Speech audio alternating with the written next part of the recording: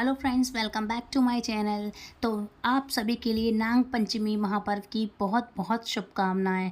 Friends, Hindu पंचांग के अनुसार हर साल श्रावण मास के शुक्ल पक्ष की पंचमी तिथि को नाग पंचमी का पर्व मनाया जाता है। इस दिन नागों की पूजा करने के साथ साथ उन्हें दूध पिलाने का भी विधान है। मान्यता है कि इस दिन नागों की पूजा करने से काल सर्प दोष से मुक्ति मिल जाती है। इसके साथ ही भगवान शिव की कृपा प्राप्त होती है। तो आप सभी के लिए नाग पंचमी की बहुत बहुत सारी शुभकामनाएं। अब बात करेंगे नाग पंचमी की कथा के बारे में। तो प्राचीन काल में एक सेठ जी थे जिनके 7 पुत्र थे। सातों पुत्र विवाहित थे। इन्हीं सातों में से सबसे छोटे पुत्र की पत्नी काफ़ी चरित्रवान और श्रेष्ठ थी, लेकिन उसका कोई भाई नहीं था।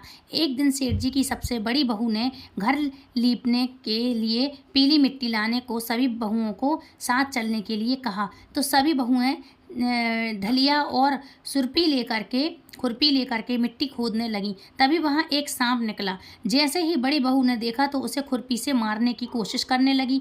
ऐसे में छोटी बहू ने तुरंत उस सांप को मारने से रोका। ऐसे में बड़ी बहू ने सांप को नहीं मारा। ऐसे में सांप उस स्थान से हटकर एक और जाकर बैठ गया।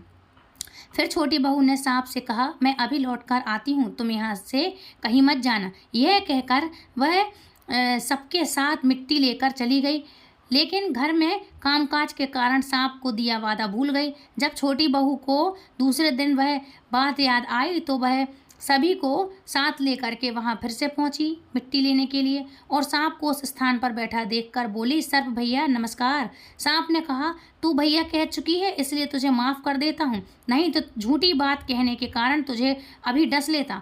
वह बोली, भैया मुझसे भूल हो गई, क्षमा मांगती हूँ। सांप बोला, अच्छा तू आज से मेरी बहन हुई और मैं तेरा भाई, तुझे जो मांगना हो मांग ले। वह बोली, भैया मेरा कोई भाई नहीं है, अच्छा हुआ जो तू मेरा भाई बन गया।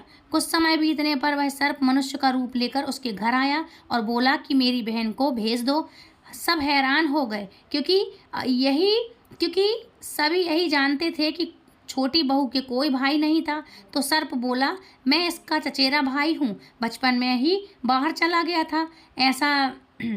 ऐसा सुनकर घर के लोगों ने छोटी बहू को उसके साथ भेज दिया।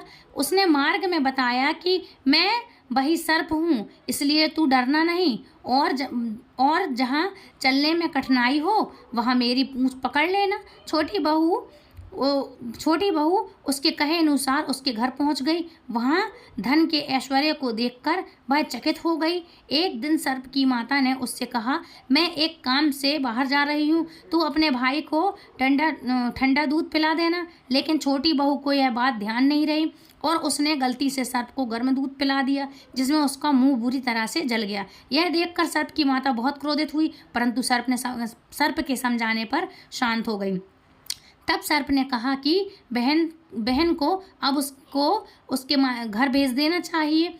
तब सर्प और उसके पिता ने उसे बहुत सा सोना चांदी जवाहरात वस्त्र आभूषण आदि देकर उसको उसके घर पहुंचा दिया। इतना ढेर सारा धन देखकर बड़ी बहू ने ईर्ष्या से कहा, तेरा भाई तो बड़ा धनवान है, तुझे तो उससे और भी धन लाना चाहिए। सर्प ने यह वचन सुना, उसकी बात सुनी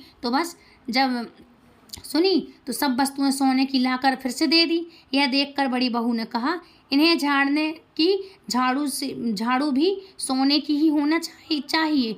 तब सर्प ने झाड़ू भी सोने की लाकर दे दी। सर्प ने छोटी बहू को हीरा मणियों का एक अद्भुत हार दिया था। उसकी प्रशंसा उस देश की रानी ने भी सुनी थी और वह राजा से बोली कि सेठ की छोटी बहू का हार यहाँ आना चाहिए। राजा ने मंत्री को हुक्म दिया कि उससे वह हार लेकर शीघ्र उपस्थित हो। मंत्री ने सेठ जी से जाकर कहा कि महारानी छोटी बहू का हार पहनेगी, वह उससे लेकर मुझे दे दो। सेठ जी ने डर के कारण छोटी बहू से हार मांगकर दे दिया। छोटी बहू को यह बात बहुत बुरी लगी। उसने अपने सर्प भाई को याद किया और आने की प्रार्थना की।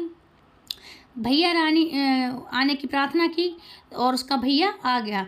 तो भैया से उसने कहा, भैया रानी ने हार छीन लिया है, तुम कुछ ऐसा करो कि जब वह हार उसके गले में रहे तब तक के लिए सर्प बन जाए, और जब वह मुझे लौटा दे तब हीरों का मणियों का हो जाए। सर्प ने ठीक वैसा ही किया। जैसा ही रानी ने हार पहना वैसे ही वह सर्प बन गया। यह देखकर रानी चीख पड़ी और रोने लगी। यह देख राजा ने सेठ के पास खबर भेजी कि छोटी बहू को तुरंत भेजो। सेठ जी डर गए कि राजा पता नहीं क्या करेगा। वे स्वयं छोटी बहू को साथ लेकर उपस्थित हुए राज दरबार में। राजा ने छोटी बहू से पूछा, तूने क्या जादू टोना किया है?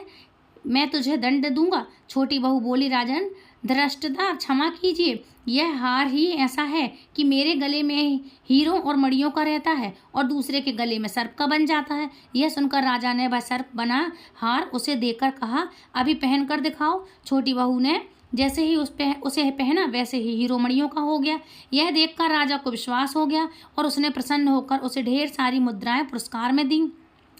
अब छोटी बहू घर लौट आई। इसके धन को देखकर बड़ी बहू ईर्ष्या के कारण फिर जल भुन गई, है ना। उसने उसके पति को सिखा दिया कि छोटी बहू के पास कहीं से धन आया है। यह सुनकर उसके पति ने अपनी पत्नी से पूछा कि सही बता, यह धन तुझे कौन देता है? तब उसने सर्प को याद किया। बहन को मुश्किल में फंसा देखकर उसी समय सर्प प्रकट हुआ और कहने लगा, जो मेरी बहन के आचरण पर संदेह करेगा तो मैं उसे डस लूँगा। यह सुनकर छोटी बहू का पति प्रसन्न हुआ और उसने सर्प देवता का सत्कार किया। ऐसी मान्यता है कि उसी दिन से नाग पंचमी का त्यौहार मनाया जाने लगा और स्त्रियां सर्प को भाई मानकर उनकी पूजा करती हैं। तो फ्रेंड्स, जयकारा लगाओ, जय जय सर्प देवता की, क्योंकि वो हमें भाई के रूप में हम उनको पूछते हैं। तो सर्प देवता की जय हो, नाग पंचमी देवता की जय हो। जैसे आपने अपनी बहन के कष्ट दूर करे वैसे ही सबके हों। जय जय भोलेनाथ की। हरि हर हरि बोल।